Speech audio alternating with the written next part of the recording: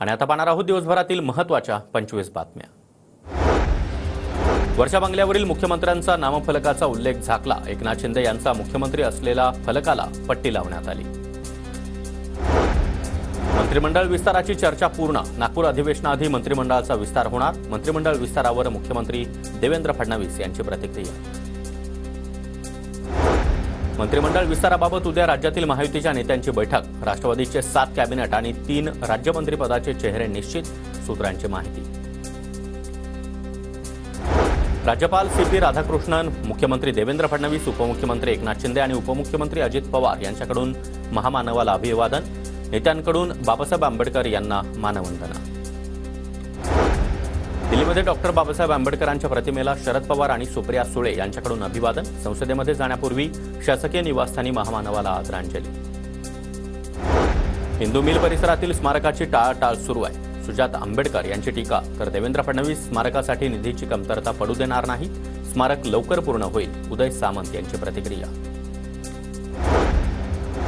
अदानींच्या मुद्द्यावरून आज पुन्हा एकदा संसदेमध्ये गदारोळ। लोकसभेचं कामकाज 1 मिनिटात स्थगित। विरोधी पक्षाच्या खासदारांकडून संविधानाच्या प्रती घेऊन निषेध। राज्यसभेमध्ये काँग्रेस खासदारांच्या बाकाखाली नोटांचं बंडल सापडल्याचा दावा। तपासणी दरम्यान नोटांचं बंडल सापडलं, तर चौकशी सुरू असल्याची सभापती जगदीप धनखड यांची सभागृहाला माहिती। लाडक्या बहिणींवर अन्याय होणार नाही, आधी ज्यांचे अर्ज वैध झालेत ते बाद होणार नाहीत। अर्जांच्या पुनर्पडताळणीवरून संजय शिरसाट यांची प्रतिक्रिया। लाडक्या बहिणींना 1 जानेवारीपासून 2100 रुपये द्या, सुप्रिया सुळे यांची मागणी, तर त्याबाबत नागपूरच्या अधिवेशनामध्ये तरतूद करणार, संजय शिरसाट यांची माहिती। पंढरपूर कॉरिडॉर होण्यासंदर्भात संभ्रमावस्था। कॉरिडॉर होणार असल्याचं केंद्रीय अर्थमंत्री निर्मला सीतारामन यांचे संकेत, मात्र सरकारकडून स्पष्ट माहिती मिळाली नसल्यानं स्थानिक व्यापाऱ्यांमध्ये संभ्रम।